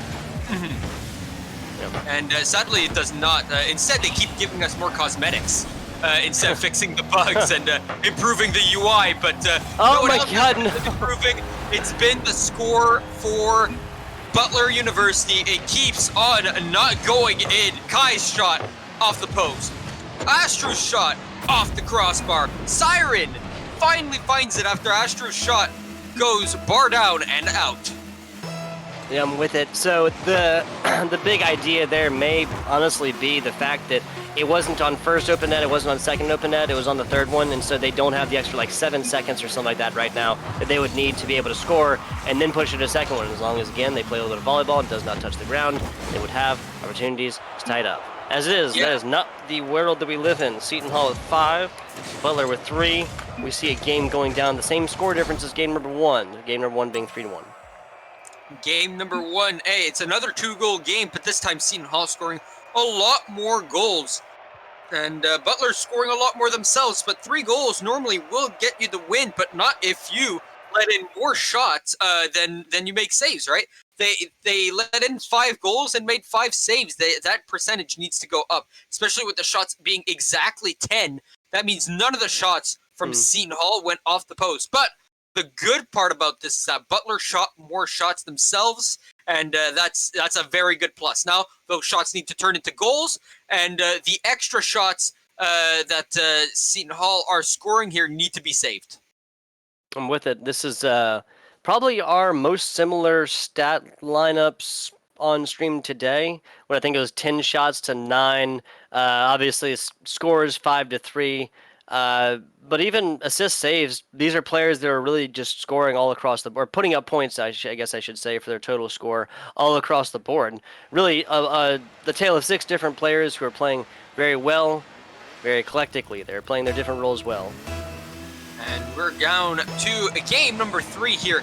Seton Hall up 2-0, and Butler, suddenly they need to do a reverse sweep to go on to the next round. Viperino still in here along with his two other teammates, Green and Mistletoe. Lou isn't going to be coming in here. Apparently, maybe he just needed to go and just played one game. Viperino absolutely has been a big part of this team. Yeah, he hasn't scored any goals, but he's been taking a huge part in how this team's offense has been taking shape. He has only played like one single game, so, and given the numbers that he put up otherwise on offense last game, just give him a little bit of time. I'm sure Vibrino will be showing up there, and we'll be able to sing his praises here soon. 45 seconds in, unfortunately. What's up? I'm singing praise for sure. I'm sorry for cutting you off there, but he played terrifically. And even if he didn't score a goal, right, he still showed what he was able to do, and that's the important part. Even if you don't score a goal, you need to have a lot of impact, and he surely had a lot of impact. Yes, exactly, right. Like, it's not necessarily, I mean, if you set up assists all day long, you know, if you're getting these passes off, then it's still going to matter, especially if your teammates would not have scored otherwise. That's going to be the tail of the take. 1 minute, 20 seconds into this one. Nobody clear advantage quite yet, and both teams have spent a solid bit of time on offense. Comparing shot numbers, we're only looking at 2 to 4. Seton Hall with the 2, Butler with the 4. Yeah, and right now, well, there we go. First goal of the game. This is the actually latest goal that has been scored. For the first goal of the game, normally they came in really fast for this Seton Hall team. This one taking a minute and a half. And it's a 1-0 game after 3 shots for Seton Hall. It's 4-3 the shots right now, but all of them had been stopped by Seton Hall. Up in the air, Kai goes. He's going to go for the double tap here. No, leaves it for Sir Aaron, who's stopped. But that still goes in. Who made that save there? But I did not get to see. Was it? No, it wasn't Viperino, was it? Oh my goodness, it Sure. was. Yeah. Yeah, so Viperino's the one who got the most of that. Green, Mistletoe, both trying, but ball was just going a little bit fast. And yeah, it somehow goes backwards in the net anyway. That's just how strong the shot was from Sir Aaron there. And we find ourselves in a tied at 1 game. This is the first time this has happened where Seton Hall have scored first and then let the game get tied up here. Let's see if they can generate a lead once again, or can Butler just come up here and show what they're made of. How did they beat Seton Hall in the first place? Well, Kai gives his team the first lead they've had all series long. It only took them 12 minutes. Yeah, I'm with it. Seton Hall, or excuse me, Butler, I think that they've had some problems with maintaining leads so far that can kind of be almost like indicative or almost like related to their frequency so far to just give up this ball in offensive pushes. It's just a confidence issue. You said a little bit about it earlier. I think they just need to really just play with their head in their hands and just go, right? Like stop thinking about it so much and just simply go. As it is, Seton Hall making it look easy to tie this one back up. Astro was back, but Viperino had a perfect angle on him. Yeah, definitely, and Viperino getting that goal. We talked about him not getting one in the first game. There you go, he's got one now. He's got a goal, an assist, a save, and he's got 3 shots on top to boot it all. He's got a second save there. That one very nicely done indeed. Now we're halfway through this game, and it is tied at 2. And that lead for Butler did not last long whatsoever. No, it did not. Seton Hall not quite able to... Wow, that's Green just getting absolutely bullied on the way down there. All but demolished. Viperino over. This will trying to answer this one. And Butler's, look at this. They're getting a much more aggressive. Maybe, yeah, hey, maybe they heard us singing their praises and they realized that was the thing to be done. Ooh, almost comes all the way in. Yeah, and that was a good flick by Mistletoe, right? Like, that was a very slow lob that really messed up how the play was set, right? You're expecting a really fast shot, and suddenly there's a really slow one, and that really messes up how you play. Viperino finding that quick shot, able to make the save on it, and that shot is a little bit too high, thanks to Sir Aaron with a good 50 there. Good play coming out of both teams. They definitely both want it with 100 seconds left to go here. Yes, Kai with a decent little flick, but Tone's going to be the one that over there stretches to it. Butler's also been playing with a backman very frequently, so like longer range, just absolute breakaway plays have just simply been happening less. I think they realized that was one of their issues. Cleaning that edge up, going to be huge for them, and definitely part of the reason why we're still tied up. Yeah, and the defense for Butler needed to strengthen up. But look at the defense from Seton Hall. The shots are 10-9 in favor of Butler right now. The saves are 8-5. Seton Hall shooting a little bit more to the outside, hitting the post a few times here and there. Butler's shots have been deadly, all of them on net. Yeah, just a lot more on point so far. Astro last man back. Fantastic defense. I feel like I've been saying his name a lot when it comes to the defense, so perhaps we are seeing a little bit of a roll man. Yeah, perhaps, but he's been doing very good on offense as well during the last series, but this series hasn't really gone his way as Green there finding his goal, and that's the first one for him this game. That's a good bump by Viberino once again.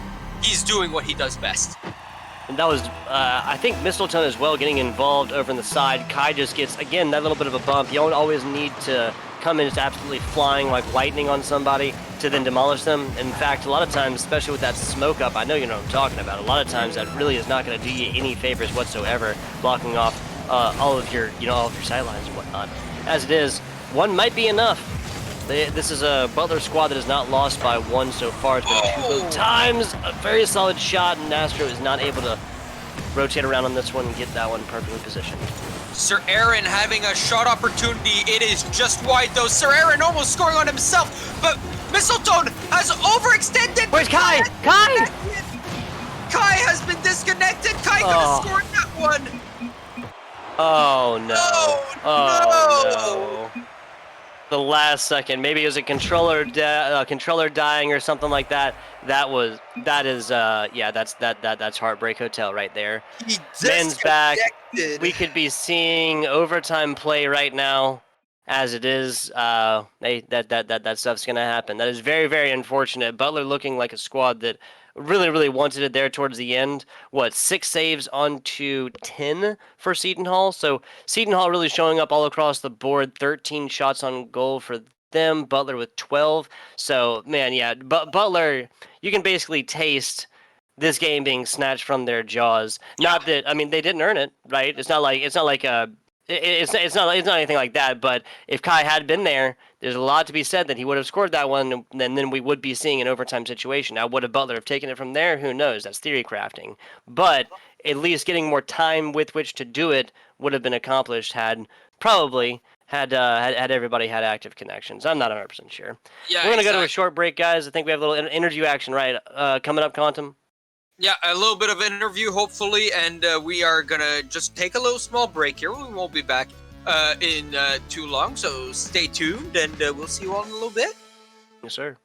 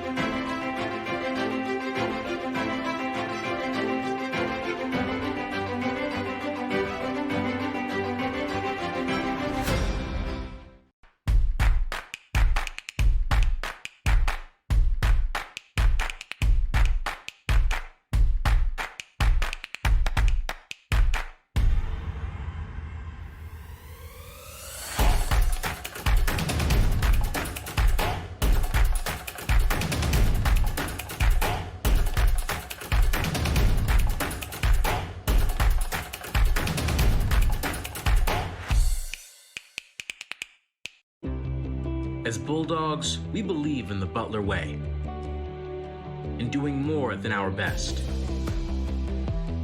in putting team above self, and unleashing our strengths for the greater good. We're selfless. We're united. We're unwavering. Now more than ever. This is the Seton Hall story, one that comes to life every day on our campus. This is the place where great minds discover, innovate, collaborate, and find their true calling. This is the place where passion has a purpose, where learning inspires leading. The bonds we make, the values we teach, inspire our community to take heart and take action. This is Seton Hall University, This is what great minds can do.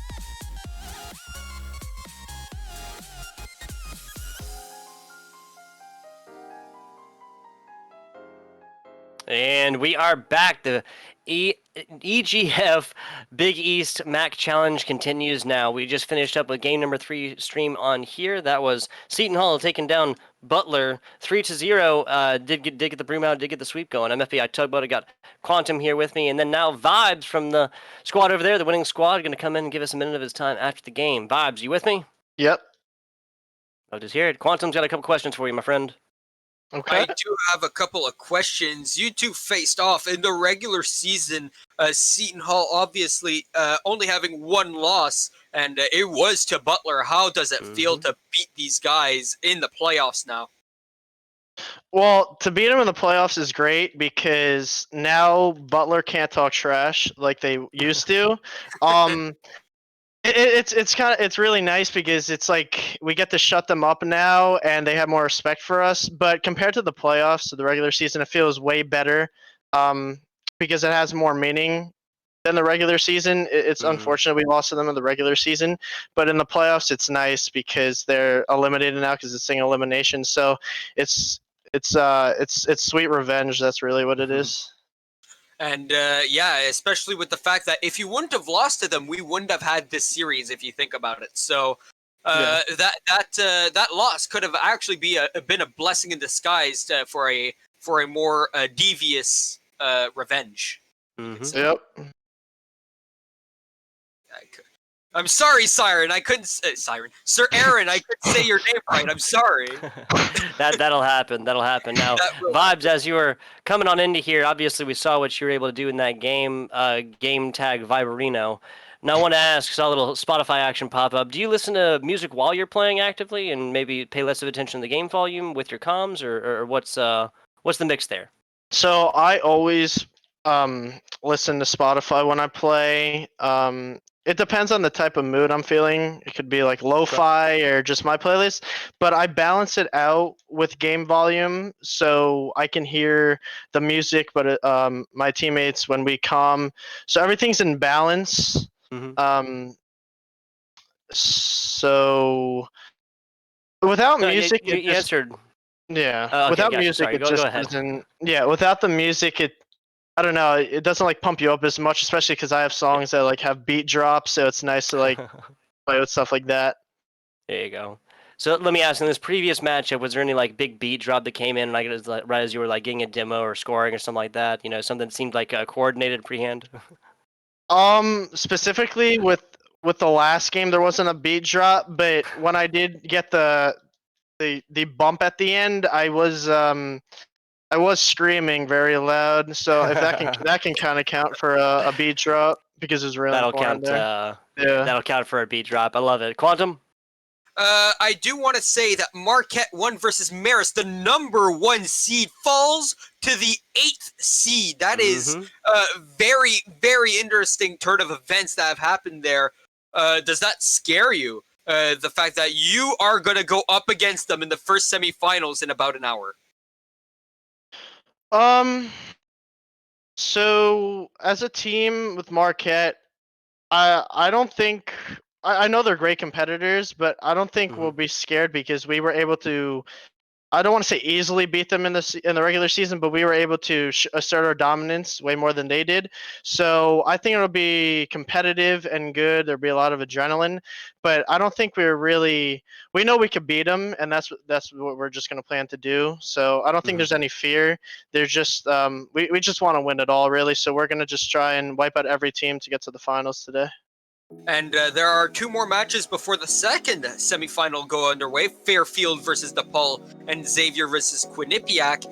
Who do you think that second semifinal will be? And who do you think you'll face off against? Because I'm sure you are very confident in beating Marquette, even though, as you said, they might be a lot tougher today than they were in the regular season.